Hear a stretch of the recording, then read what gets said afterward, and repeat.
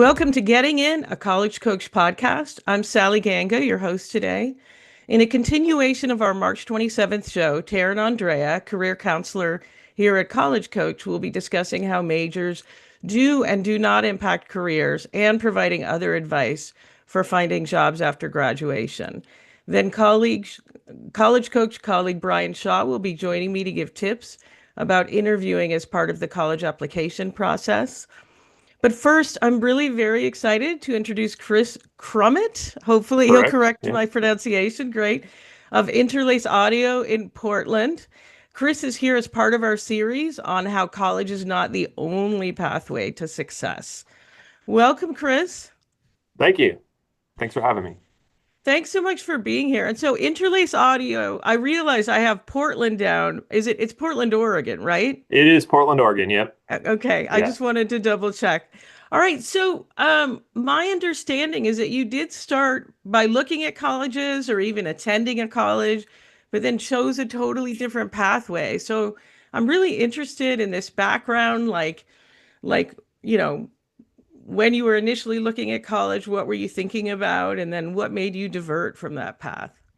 Yeah. Well, looking at college, I think for me and for a lot of kids was more about what my family had like kind of wanted me to do. And, you grow up going to school and it's like that's the next step. And you just think that's what you're doing. And I never really thought twice about it.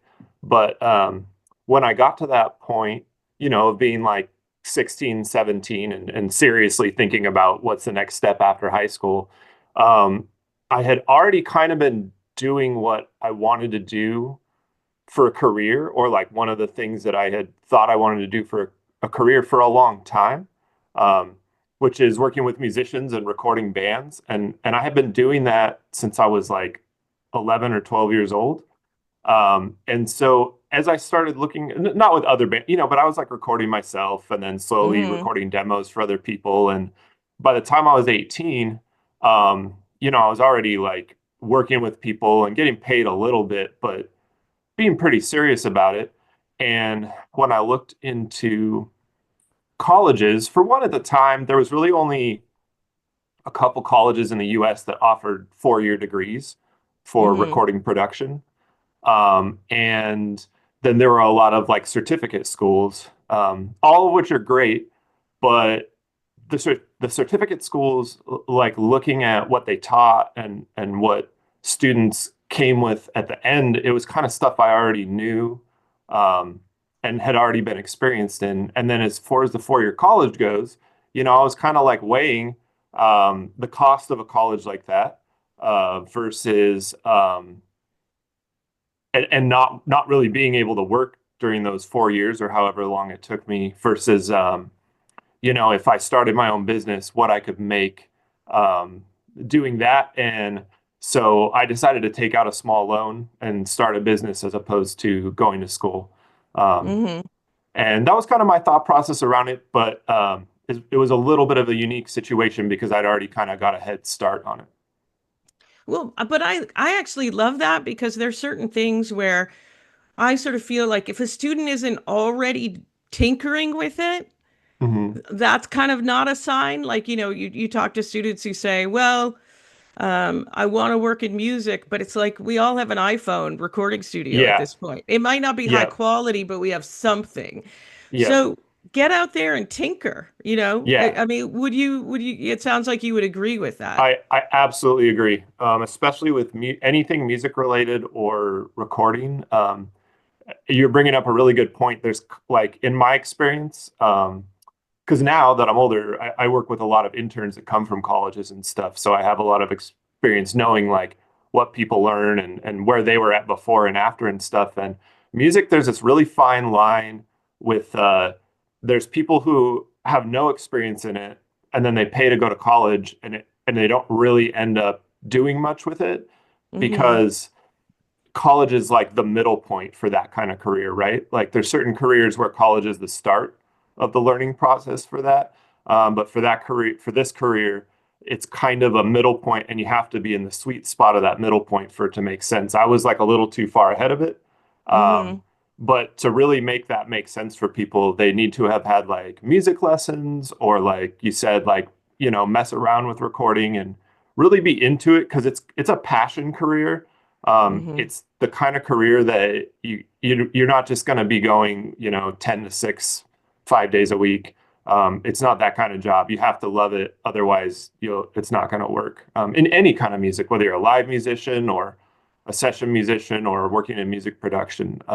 So yeah, you have to have a head start for sure. Hmm. Um, Yeah. And my sense too, I mean, the interesting thing is I have another friend who's a musician who has a recording studio who also happens to live in Portland, Oregon. And he mhm. was a physics major in college with me and still works in music now. Always did music, even when he was busy in college Yeah, studying physics. yeah, Music that's was such awesome. a passion, and then he ended up returning to it. And I think he did learn some stuff about sound waves, and I think he appreciates his education. But that just highlighted for me what a passion it was. He wasn't going to let go of that no matter Yeah, what. yeah, it's a passion, and if you're able to make money on it or make a living on it, you should consider yourself pretty lucky. So I Hmm. can Yeah. understand that if he was doing good at it, you just kind of have to keep doing it. Yeah. And he did things like build a studio in his basement to start out with, you know? Yeah, Like he just yeah, like got old like egg cartons and stuck them on the yep, wall. Like that's and I'm bringing this detail not because everybody's going to follow his path, but because I really want students. I talk to so many students who kind of think it sounds interesting. They like music, they like listening to music, and I get kind of concerned about them going down a path when they haven't investigated it at all. yeah, absolutely. Okay. So what I mean, we've talked kind of generally, but do you have specific advice for students who are thinking about it? Like, let's say they're 15, because and they Yeah. maybe haven't done much yet. Like, how might they experiment and see if it's really for them? Do you have any specific advice? Yeah, absolutely. It's kind of two parts. My main advice would be to pick up an instrument. It's really hard to work in the music industry if you don't play an instrument. Even if you're like into hip hop and beats and stuff, all the people I know that produce and like work with famous hip hop artists or pop artists, they're good musicians too. Um, so, if you're 15 and you haven't picked up an instrument yet, get music lessons because it's going to be hard to have a career in music if you don't understand at least one instrument and have Hmm. something to connect with. Um, and or even if that's like vocal lessons, you kind of have to have some sort of a niche and some sort of musical understanding. And if you can't stick with that and you don't really enjoy it, you're probably not going to like working in music because working in Hmm. music really isn't the same as listening to music. It's actually like the exact opposite. Because when you listen to music, you just get to relax and enjoy it or Hmm. do what you're doing. It either pumps you up or chills you out. When you work in music, imagine just listening to the same 10 seconds of your favorite song over and over and over and over and over and Hmm. over and over and over for 12 hours a day. And that's more what it's like to work in music, which is awesome. I love it, but it's a different vibe than just um, enjoying music and being really into it. So the discipline of learning an instrument is really important. And then you can use your phone, but try to find a computer like a laptop or a desktop or something and download any one of the many free recording programs. There's a free version of Pro Tools. There's a program called Reaper that's great for getting started. But learn about multi-tracking and just try to learn a little bit about recording so that when for one, you realize you really enjoy it. You realize that you like sitting in front of a computer because that's what there's not a lot of analog recording anymore. It's mostly just computer based now. Um, and make sure you actually enjoy sitting in front of the computer or working with the musician side of things before going through the whole process of college for it. Because, like you said, you can go to college for other things and still work in music if that's your Hmm. passion. Um, but if you're going to college for music, it's kind of you can't really gear that towards very many other jobs. Um, and there are definitely jobs in music where it's important to have a degree, but there aren't a ton like programming or some of the other jobs in the world. So you got to make sure you really love it and you'll come out on top because Hmm. because you're really into it. Yeah, yeah, absolutely. So what about, so this is the big question. I mean, the students who are listening to this are like, "Oh, that sounds cool." The parents are like, "My child's going to be homeless." Like that's what. So I Yeah, my wanted to parents kind talk. of felt that way a little bit. I mean, they believed in Yeah. me, but Of course, but there it's normal to have some fear, right? yeah, Like parents want the best for their kids. Music is famously a boom and bust, or sometimes yeah, all bust kind of yeah, profession, whatever yeah. kind you're doing. So how did you kind of approach that? How did you think about that? Well, I mean, I think it all kind of goes back to the Head Start thing, and if you're working on stuff before you go to college and getting into your DAW, which is like the recording program, um, and you're really diving into it and showing. Well, there's a couple things. If you're showing your parents or whoever, or even just yourself, um, that you're actually able to like put stuff together, put together a song, or do something in it and come up with something. It doesn't have to be good. It's not going to be good for a while. That's Mm-hmm. that's just how it is with any art form or any skill, really. Um, but show that you have like some dedication to it. And the other side is having a little bit of like business hustle. Mm-hmm. One of the things that I suggest to people sometimes, even if they just want to go to school for like 2 years or 4 years or whatever, is to look more into like the business aspect of it, Mm-hmm. because a lot of times, like 99% of the time in this business, you're self-employed. Um, so look into business or entertainment business. Those degrees can almost be just as useful as a music degree. Not as Mm-hmm. fun, but those are things that I suggest people look into, even just like small business classes, because that's the thing. When you get out of it, you're probably not going to get hired.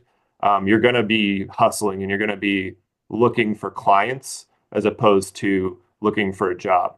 Mm-hmm. So learning how to do that and like learning to be good with people is a good way to, or see how you feel about, you know, the hustle. I'm not really sure of any other way to put it, but the Mm-hmm. hustle of like finding clients and getting business, and see how you feel about that before this going through the school process. And if you can show that you can be a people person and uh, show that you're into music and into the computer side of music, your parents should believe in you, because there really is a path, and there's more of a path now than there was like 20 years ago when I was going into it.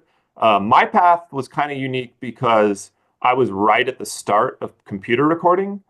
So Mm-hmm. I saw that schools were teaching like the old way, and I kind of knew the new way. And so I took the new path and I got a lot of business because there weren't tons of people doing, the new digital way of recording and editing. Um, but now everything is digital, and a lot of people aren't looking at big recording studios to make music. They're looking to smaller businesses to do that, and single people. So if you can hustle and meet people and do good at your work, you can make a really good living for sure. And Mm-hmm. parents shouldn't be afraid of that. Um, Mm-hmm. I And I think parents definitely shouldn't be afraid of that, school or no school. yeah. And it is interesting, like in my small city, which I think is less than 100,000, although it's in a broader, you can't really tell when you've passed from one place into another so much. But there are a couple of recording studios right here. We're like an hour Hmm. outside of New York. So you don't have to live in a place like Manhattan either to have No, it I'm work for you. I'm Yeah. in Portland, Oregon, and there's tons of studios here that are doing well, small studios, and Mm-hmm. producers. And I work in Portland, and most of the people I work with are from around the world. Mm-hmm. I don't necessarily, you don't have to live with the internet. You don't have to live where the people you work with live. But also, you're right, every town needs people. There's people making music everywhere, um, and those people Mm-hmm. need help Mm-hmm. recording. Do you think there's a pathway? Like, do you yourself ever take on like high school students, or do you only take on college students as like interns? I mostly only take on college students as interns. Mm-hmm.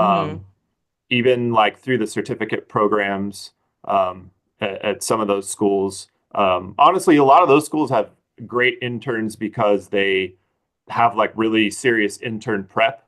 Mm-hmm. They get students used to like what it's going to take with the next step. Um, but yeah, right now I don't really take on high school students. If the right person came along, I would. But they Hmm. have to have some experience and be able to kind of fit into the sessions. And um, it's that kind of internship, you know. Yeah. One of my last questions, I mean, we talked about like taking business classes. I mean, it seems to me, I'm thinking about someone who's trying to be financially very careful. A lot of community colleges will have business classes. I'll sometimes tell students that's a good place to Yeah. get a certificate. And then there's also big online courses like schools like Berklee's College of Music in Boston has online courses. Is that hmm a pathway that you would kind of endorse if they can't find anything closer to home and they feel like they need a little structure to get started? If they're the type of person that does well learning online, then yes, definitely. Hmm. Hmm. Yeah, Okay. absolutely. All right, great. Anything I haven't asked you that I should have? Like when someone comes up and is like, "Ooh, what you do is so cool. Like what should I do to start?" Have I covered it all or is there anything that comes to Um, mind? no, I think you've covered it. I think we've covered it all. Yeah. Okay. All right. Now, I want to do a last plug. We do post these videos online. And the hmm reason I'm bringing it up here is because Kris has a very cool backdrop. Like I have a typical, like you can see the cardigan on my back, the back of my chair and a little artwork, but Kris has his like gorgeous, very cool looking studio with his rack of guitars. So if you guys are into this, if any of you listeners are into this, like try and check out the online video at blog.getintocollege.com. You should be able to find the link. So, all right, Kris. Well, thank you so much. I really appreciate you joining us today. Yeah, no problem. Hope I could help. Absolutely. All right. So now we're going to be taking a short break, and then I'll be speaking with Taryn and Andrea, one of my colleagues, about the majors to careers pathway and finding a job as a new college graduate. Welcome back, everyone, and welcome Taryn, my colleague who is here to talk to us all about the connection between majors and careers, and also, I think, give a little reassurance to recent graduates.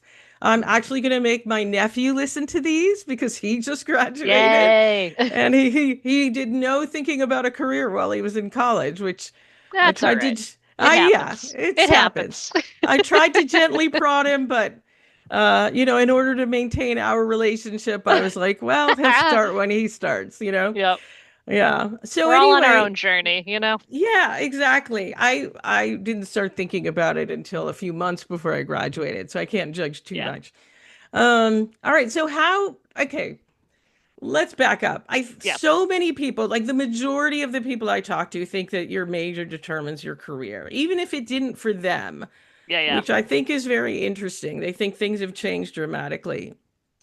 Um, and it really clearly hasn't, is my impression. Yes, in some cases, but no in others. So Yeah. I'm going to throw it back to you. How does major choice connect to career and, importantly, to future income? Mm. So the answer could be summarized in two words, which is it depends. Which I know nobody enjoys hearing. We all want straightforward answers as a career counselor. I do too. I understand. Hmm. I think that, I think sometimes we dream of a world where it's like, okay, I'm majoring in this thing, and then I'm going to graduate and I'm going to do this thing. That's the end, and I have a good Hmm. salary, and I get that because I think that that's the simplicity of that takes some of the pressure off. But the Hmm. reality, I think as my colleague Leigh and I spoke about in the last segment is that, there are certain careers where you do need particular Hmm. majors, right? Like if you want to pursue nursing, if you want to pursue engineering, some forms of architecture, accounting, computer science, it's very helpful and or necessary to have that undergraduate major. But the US economy, the way that our world of work is structured is so weaving and indirect, which I think is can be simultaneously really frustrating to students and families, but also can be really empowering if you go in with some knowledge and, kind of a plan and some Hmm. support. And so a lot of what I tell students is that your major is going to give you a foundation of knowledge and a skill set, right? So, whatever major you choose, ideally you're choosing something you're interested in because, there's a lot of research showing the more engaged and interested you are in the major, the more likely you are to do well course-wise, to get Hmm. experiences, to have, good connections.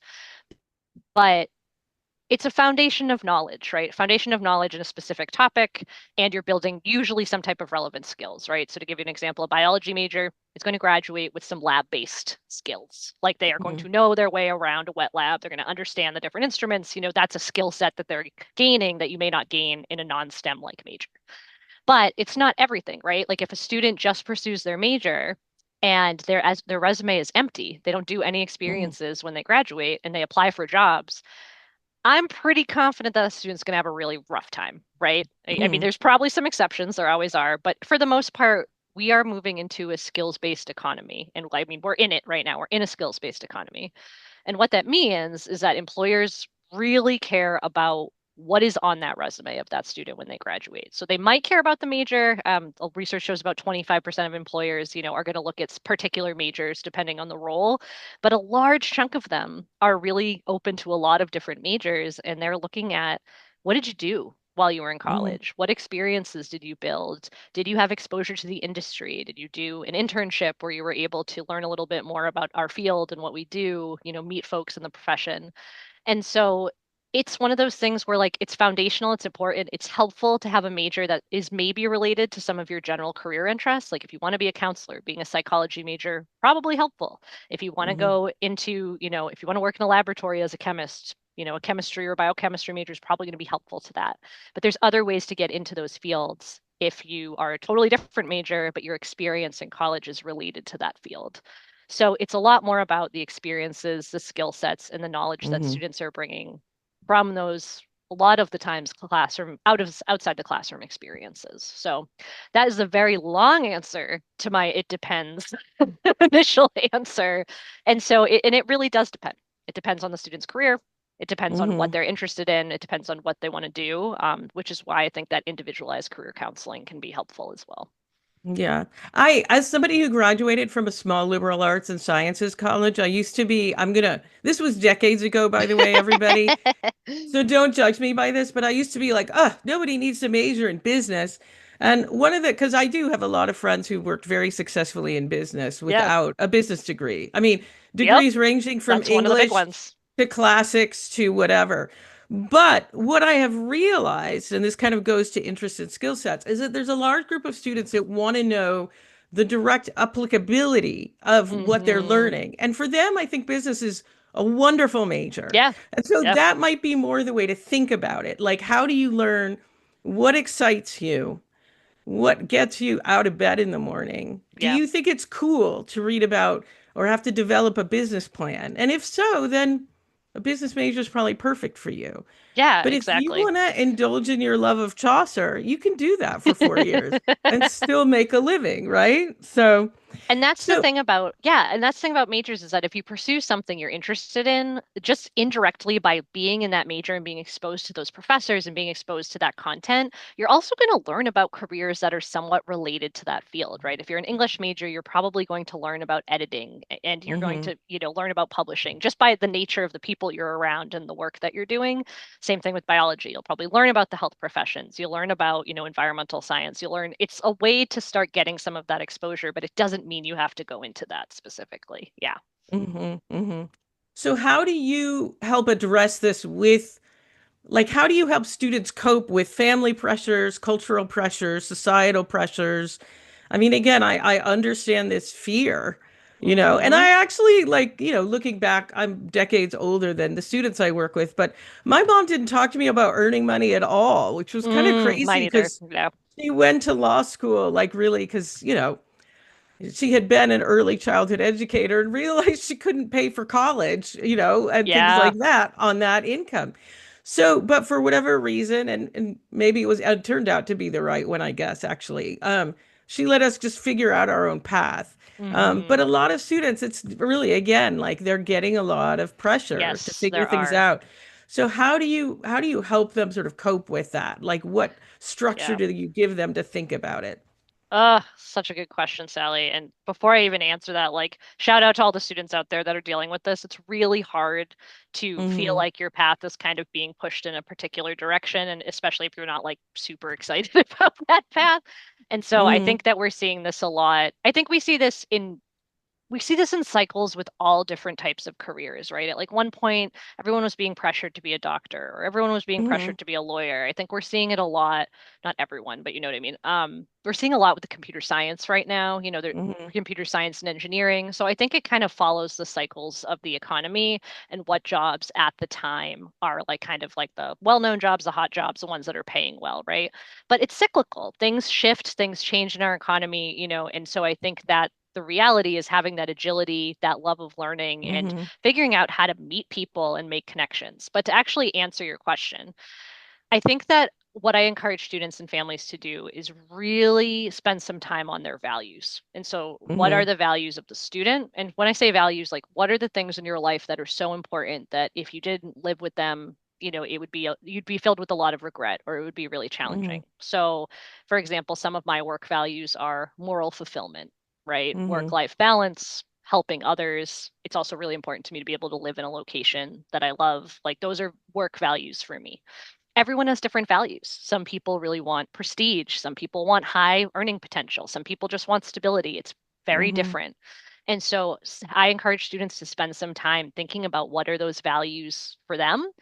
There's a Mm-hmm. free values card sort on Think to Perform. I don't know if you can edit this if it's not relevant, but it's called thinktoperform.com, but two is the letter two.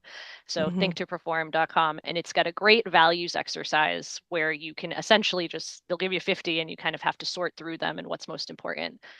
And I also encourage parents to do that. What are the values that they have, and what are the things that are most important for their children? When they walk across that stage, what do they want their students to have? And I think when students and parents spend some time doing this separately and then come together and talk about these values, they'll be surprised by how many of them are probably similar and how Mm-hmm. there are some that are very different, right? If you have a student that number one value is creative expression and their parents' number one value is high earning potential, that's a conversation, right? And there's Mm-hmm. still ways to do that and have a lot of creative expression.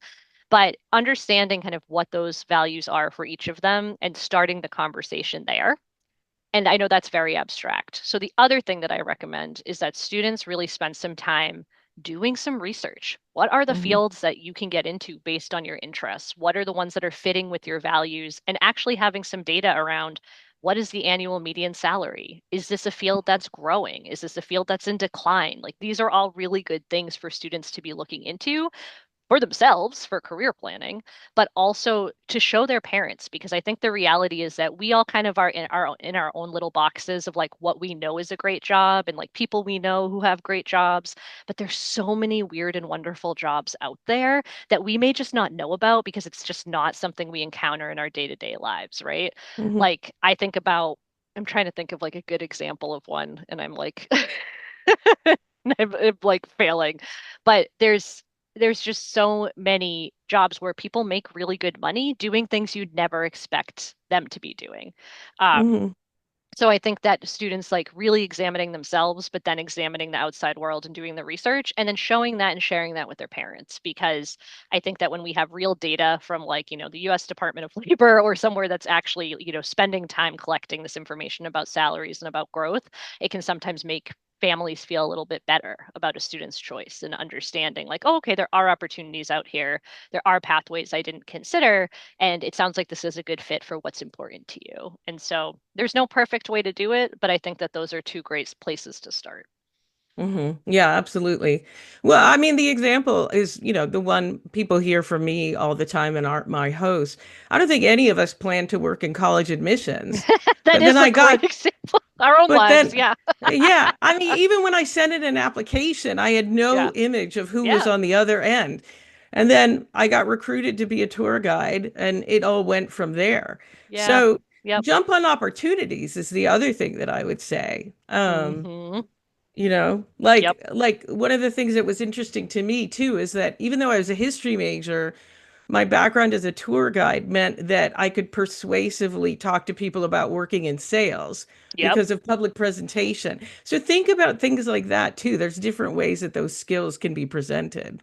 Yes, and every experience that you do, summer job, intern, and this goes for high school students, right? Like any summer job you have, any volunteering you do, any club or leadership position, like you're going to learn more about what you're good at, and you're going to learn more about what you like, and equally as importantly, what you don't like. So I Yeah. think that it's really important to put yourself in those experiences. And every time you do something, you're going to learn about yourself. Even if it's something you really didn't enjoy and you're like, I never want to go back there, right? I had an Hmm. internship working with sea turtles and I thought it was going to be awesome because they were like so cute. I was so bored because all I wanted to do was talk to people and I was alone with the sea turtles and Right. it was rough, but it taught me a lot about who I was and what I wanted. Yeah, yeah, absolutely. Absolutely. You're actually making me think about all the students I talked to during when CSI was big. Oh my All these goodness. students, because Everybody I wanted to want be to, crime scene investigators. yeah, or like forensic scientist. And I was Yep. like, two Yep. things. You'll be working in a dingy basement. It's not going to look nice. And the people are not handsome. Like you're No. not going to have gorgeous colleagues. So just be ready for that. And it'll take ages to solve these things. Yep. If If if they're you know solved at all all. Yeah. if you know all that, then fine. But just keep these things in Oh my mind, you God. know? So So good. yeah. So I mean, we've already talked about some of the challenges. What are other challenges that current students are facing right now? I think about the hyper competitiveness. I mean, there's so much Yeah. fear, Yeah. and I understand that, but I also feel like life is longer than you think if it takes a Mm-hmm. couple years to Mm-hmm. figure it out, both Mm-hmm. during college and after college, like in the span Yep. of an 80-year-old life, like Yeah. 80-year Yeah. long life. That's okay, right? Yes. You don't have to go to medical school immediately after you graduate Yeah. from college, like things like that. So I wonder if you could address some of that. Yeah. I mean, as a career counselor and someone who's worked in higher ed in, career counseling and advising and just like kind of just general, like seeking out future plan kind of roles, it's so rare for somebody to come out of college and know exactly what they want to do. And that's the career and if they do, if that's the career they stick with their whole lives, it's so rare. Like, it's just not the way our economy works. There's so many different roles, things are always changing, people Hmm. shift gears all the time. But I do think that it feels like to folks that there's a lot of higher stakes now, right? I think that we're in a really specific time, especially for what you may be hearing from college grads and college students. There's a lot of political and economic uncertainty right now, which means employers are less likely to be hiring interns and, entry level professional roles. We're also seeing AI is shifting the market for some roles where, Hmm. new grads were analyzing information, collecting data, making presentations, and now people are finding like, oh, we can use AI to do some of that. So we Hmm. are seeing the job market is really rough out there for new college graduates. And I think what I always remind students to think about is that this happens, right? Our Hmm. economy it moves in cycles. We've seen this before. There are times of rough hiring and then it will shift and change. And it doesn't make you feel better in the moment when you're trying to find those Hmm. jobs that are out there, but remembering that like your career is long, exactly, Sally, and that if you need to take a job just to have an income, like money is money, take that job, and while you're doing that, network, start having informational interviews with people, reach out to people on LinkedIn with jobs that interest you, have conversations with folks about their roles and what they do, and remember that you're still building skills. No matter what job you take, there's things, ownership you can take in terms of building new skills. And you can, take free classes or certificates, in your outside Hmm. time. There's a lot of ways to be creative with it. But I just want new grads to know, like, if you're struggling to find work right now, like, don't be super hard on yourself. Like, it is rough out there. And just think about the things you can't control. Like, if you need to make money, I worked as a nanny. I graduated in the Great Recession, and Hmm. it was rough for a couple of years for me. I did not have a great job out of college, but like you said, careers are long, and I have a job that I love now, and I feel very grateful to be here. But if you talk to me right after I graduated, I would have not felt that way. So Yeah, hang in yeah, there, everyone. You're not yeah. Well, alone. and sometimes those jobs that you're not sure if they were helpful, like another example I'd give is a friend of mine who I haven't talked to him in a while, but I think he's like running all the concessions at one of the major theme parks. I'm not Oh going my to goodness, amazing. disclose something I shouldn't disclose. He started out as a sous chef after he graduated because he loved food. Yeah. And then he realized that although he was doing great, he was a sous chef at one of Portland, Oregon's better restaurants, which Portland, Oregon, small city, great food scene. So Good not to know. like actually, yeah, oh, yeah, definitely. But anyway, he realized that was not the lifestyle he wanted. Yeah. You never see your family. He knew he wanted a family, like just all those things. It was not the Mm-hmm. lifestyle he wanted. So he used that. He took a couple business classes and ended up working as like in smaller roles in concessions for chain restaurants and things like that. And now he's managing a whole team, like just doing incredibly well. Yep.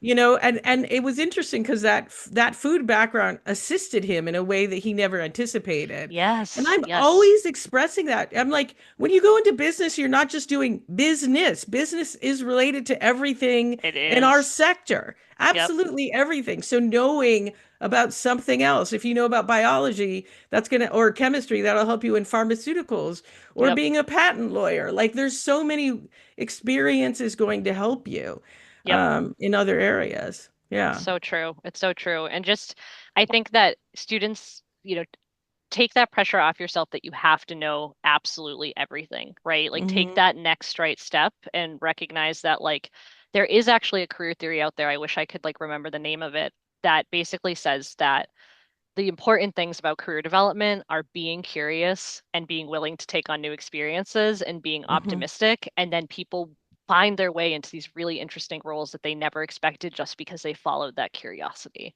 And Hmm. I have seen that in so many people's career paths. And when you're a senior in college or you're a freshman and a freshman in college or to a senior in college and you're looking at your future, it's really nerve-wracking, I think, because Hmm. it's so uncertain, but recognizing that it takes some time. And as long as you're doing something productive, you're trying to learn, you're being curious, you're meeting people, those are the right next steps. Yeah. And I would say, you talk about the turtles. This is somewhat related. Be willing to fail. Be Yes. willing to try something and do it poorly and Yeah. go, either I need more experience or I don't want to do that again because it's just not my skill set. And that's Yes. okay. I was not a good wildlife animal care intern. It was probably my worst job performance because it wasn't the right fit for me, right? Like it Right. just exactly. And you're going to probably fail anyway, so embrace it and recognize the lessons that come with it. So, Hmm. All right. So we just have a couple minutes left. So what are some overarching advice about how to approach these things? Like just to kind of close out our session. sure. Yeah. So I would say, you know, even though a lot of this conversation has talked about like be open, be curious, like I do think it is helpful to have some type of structure and plan, right? Like Hmm. you can do the free spirit like no plan thing and see where it ends up. I mean, go for it. You'll probably find some cool stuff there, but have a plan, be really intentional about doing some research about your interests, taking some time for self-reflection around what are your interests, what are your values, what are the skills that not only you're good at, but what do you like using? And the combination of those things is really what I think makes a good career fit. And part of the way that you find out this information and you get a more in-depth look at it is taking on experiences, right? So Hmm. I would say if you can reach out to folks about connecting and like making a network and figuring out like what kind of internships are out there, what kind of opportunities are out there, getting experience in related industries can be really helpful, but any type of experience can be helpful. So don't be afraid Hmm. to take something on, even if it doesn't seem super related to what your end goals are, if it gives you new skills or a new foundation of knowledge. So Hmm. self-assessment, build that experience and talk to people. Who you know is oftentimes more important than what your skill set is. So don't be afraid to be curious. Ask people about their work, ask them about their path, ask them about advice for someone going into the field, and continue to be curious about that throughout your career. You'll be surprised at what you find. Hmm. Absolutely. All right. Well, thank you so much, Taryn. Sally, it's always such a pleasure to be here. So thank you for Well, having me. thank you. All right. So we'll be taking a short break, and then I'll be welcoming Brian Shaw to talk about interviews as part of the college application process. Welcome back, everyone, and welcome to Brian Shaw, my colleague, who's here to talk about interviewing as part of the college admission process. Thanks for having me, Sally. Thanks so much for being here. So let's kind of dive right into it. I think a lot of people think, well, some people don't even know interviews are part of the process, but then other people think every college interviews, and maybe this is my child's chance to get into a big reach school. Let's address, do colleges commonly interview? Like, how likely is it that a student might need to do an interview? Yeah, great question. Um, eh, Whether a college chooses to offer an interview or not, it's part of their process. It really is kind of hit and miss. As you can Mhm. imagine, a lot of the larger flagship institutions just don't have the personnel to offer interviews to all the students that would want it. You think of a school like University of Michigan, which has Mhm. almost 100,000 people applying. Mhm. And could you imagine, an admissions office having 100,000 interviews? That'd be a lot for them to do. Yeah. So when you think about the schools that tend to offer the interviews, yeah, you're not going to see the large state flagship institutions.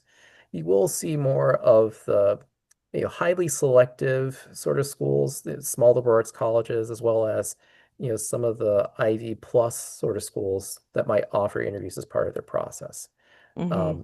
Some of them might be after you submit your application, so invitation Mhm. only, so to speak, while others might be give you the option of maybe doing an interview if you're doing a visit to their campus. Mhm.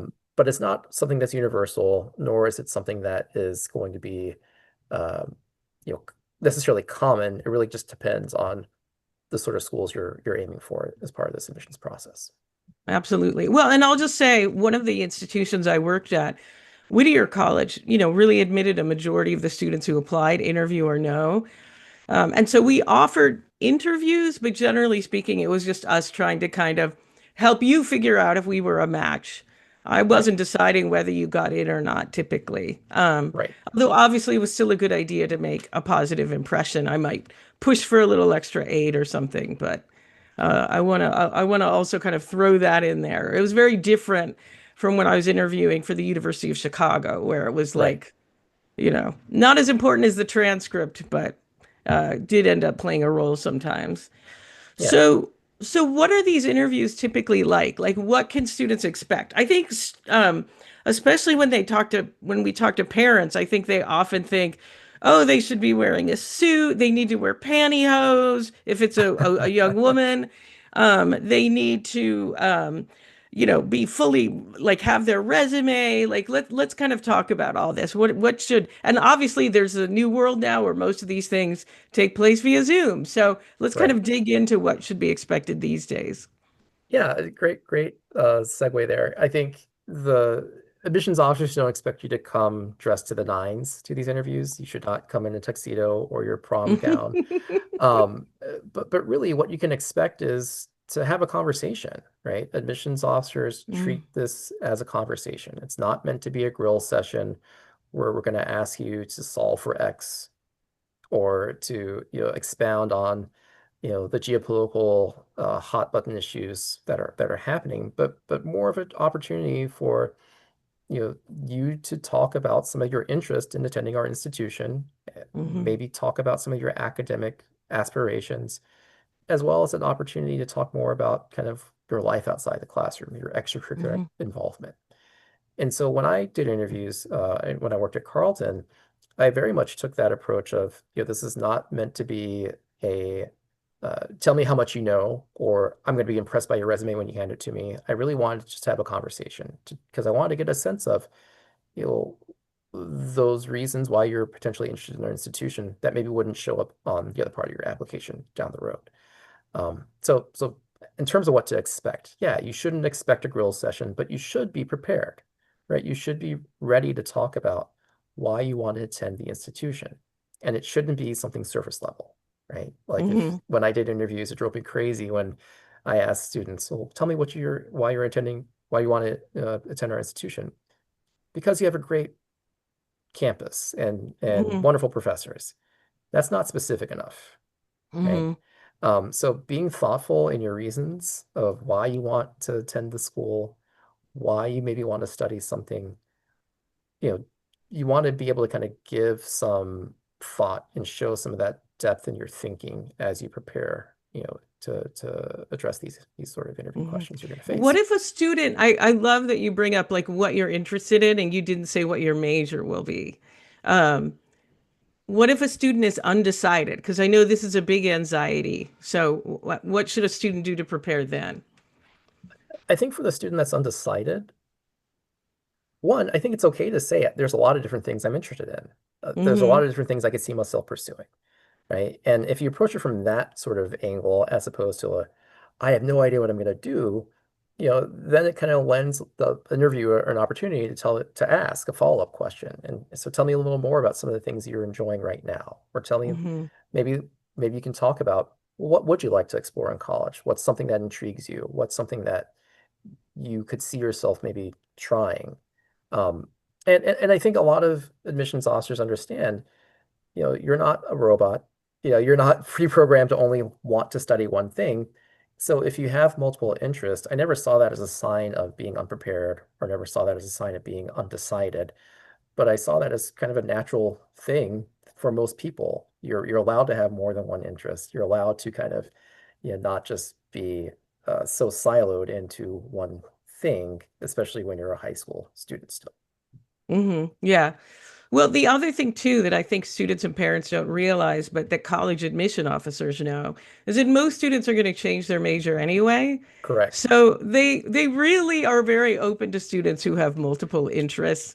I think sometimes people think being undecided means we as admissions officers would have thought they didn't like anything, but we know that in fact, it's more, I like lots of things. And so Exactly. that's my struggle. And that's Exactly. okay. That's totally fine.